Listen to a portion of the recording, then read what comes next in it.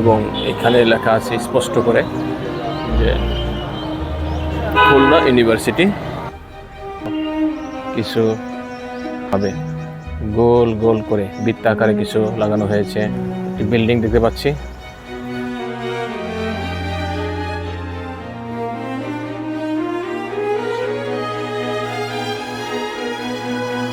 কেন্দ্রীয় গবেষণাগার আচার্য প্রফুল্ল রায়ের।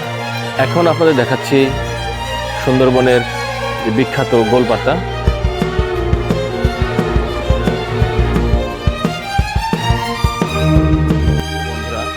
এই মুহূর্তে অবস্থান করছি খুলনা ইউনিভার্সিটি।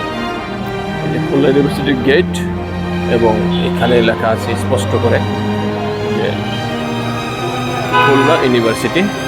আমরা এই খুলনা ইউনিভার্সিটির বিস্তারিত দেখব। এর যে পরিবেশগুলি, যে গাছপালা, সেটা দেখতে কেমন লাগতেছে এটাই আপনাদের দেখাচ্ছি দেখার জন্য। এই যে এখানে কিছু ফুলের গাছ লাগানো আছে, দেখুন এটি হলো গাঁদা ফুলের গাছ। সুন্দরভাবে গোল করে বৃত্তাকার করে এখানে লাগানো হয়েছে। ওই যে ছোট ছোট কিছু ফুল ফুটেছে, একদম ছোট। ওই যে কিছু গাছের ফুল দেখতে পাচ্ছি আমরা। হয়তো ধীরে ধীরে এই ফুলগুলি আরো বড় হবে আর সুন্দর লাগবে। এই যে এখানেও কিছু গাছ দেখুন সারিবদ্ধভাবে লাগানো আছে। এইগুলি মূলত সৌন্দর্য বৃদ্ধি করাই এর মূল উদ্দেশ্য। এই ক্যাম্পাস, এটি খুলনা ভার্সিটির ক্যাম্পাস। আর ক্যাম্পাসের যে দৃশ্যগুলি সেটি ধারণ করছি বন্ধুদের জন্য। এই যে এখানেও দেখুন সুন্দরভাবে গোল গোল করে বৃত্তাকারে কিছু লাগানো হয়েছে, কিছু লম্বা আকৃতির সুন্দর করে।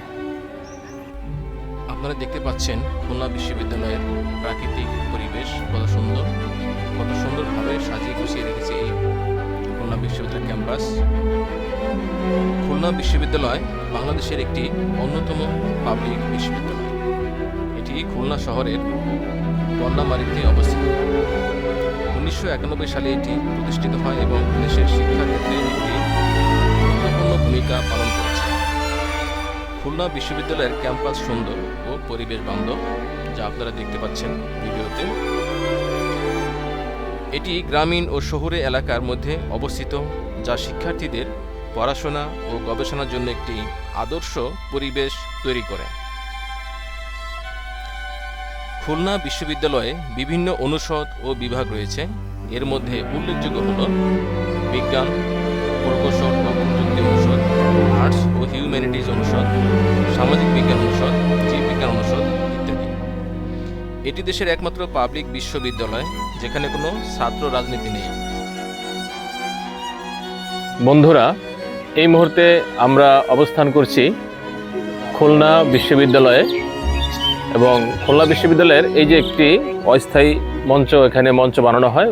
মঞ্চটা স্থায়ী কিন্তু এর কার্যক্রমটা অস্থায়ী। এই যে দেখতে পাচ্ছেন এখানে গতকালকে 16 ডিসেম্বর উদযাপন করা হয়েছিল মহান বিজয় দিবস 2024 খুলনা বিশ্ববিদ্যালয়ের পক্ষ থেকে। এই যে একটি মঞ্চ, এখানে অনুষ্ঠানটা হয়েছিল এবং এখানে দেখতে পাচ্ছেন যে কিছু চেয়ার রাখা হয়েছে। এই চেয়ারে তারা কাল ব্যবহার করেছিল। এই যে দেখুন এটি শহীদ বেদি, খুলনা বিশ্ববিদ্যালয়ের ভিতরের আরেকটি অংশ।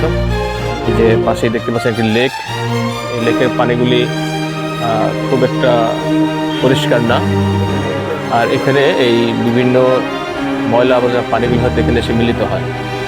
এর পাশে দেখলাম আমরা প্রশাসনিক ভবন, খাল আছে, খালে পাশে একটু হাঁটবো আমরা, এটা দেখাবো এর বিস্তারিত। আর এখন কত বাজে? এখন হয়তো 9টা বাজে নাই, 9টার কাছাকাছি। আর এখনই অনেক মানুষ চলে এসেছে এখানে, স্টুডেন্টরা চলে এসেছে। কলেজটি হয়তো, ভার্সিটি আজকে ওপেন।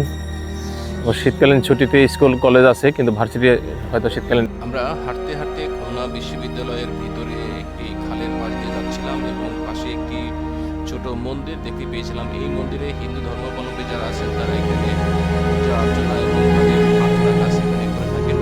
সুন্দর ডিজাইনে এই মন্দিরটি এখানে করা হয়েছে, কি চমৎকার দেখতে। বন্ধুরা, আমরা এর পরবর্তী যে ভ্রমণে যাব সেখানে যদি আমাদের সাথে যেতে চান তাহলে খুব শীঘ্রই আমাদের মিজান ভাইয়ের সাথে যোগাযোগ করবেন, কারণ আমাদের মিজান ভাই হলো এই ট্যুরের সমন্বয়ক আর আমাদের হারুন সাহেব হলো সহ সমন্বয়ক। এদের মাধ্যমে আলোচনা করলে আমাদের সাথে আপনারা ঘুরতে যেতে পারবেন। আর সেই ঘোরাটা হতে পারে আমাদের বান্দরবন, খাগড়াছড়ি, রাঙ্গামাটি এবং কক্সবাজার। চমৎকার একটি ভ্রমণ হবে, সেটি সম্ভবত আগামী ফেব্রুয়ারিতে আমরা যাব সেখানে। আপনারা যদি আমাদের সাথে যেতে চান তাহলে অবশ্যই এই দুই সমন্বয়কের সাথে যোগাযোগ করলে যেতে পারবেন। এই যে দেখতে পাচ্ছেন খুলনার ভার্সিটির একটি খাল, এই যে বসার কিছু জায়গা এখানে দেওয়া আছে। প্রিয় বন্ধুরা, দেখুন এই যে একটি গাছটিকে গতকাল রাতে লাইটিং করা হয়েছিল, সেই লাইটগুলো এখনো রয়ে গেছে। এবং একটি ফুল দেখতে পাচ্ছি গাছের, সেইটা কি ফুল দেখতে পাচ্ছি না, দেখুন দেখতে পাচ্ছেন কিনা। পাশাপাশি এই যে আরেকটি গাছ, এই গাছটিও খুব সুন্দর, দেখুন এই যে কি সুন্দর একটি গাছ, আজকে আমার অনেক ভালো লাগলো, তাই আপনাদের জন্য ভিডিও করলাম।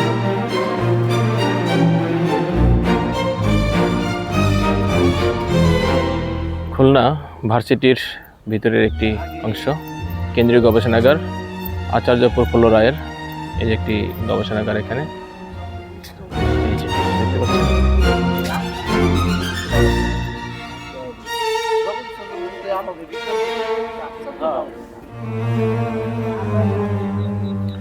বন্ধুরা, এখন আপনাদের দেখাচ্ছি সুন্দরবনের যে বিখ্যাত গোলপাতা, সেই গোলপাতা। আসলে এই গোলপাতা নামে গোলপাতা হলেও এর কিন্তু গোলের কোনো চিহ্ন এখানে আমরা দেখতে পাচ্ছি না।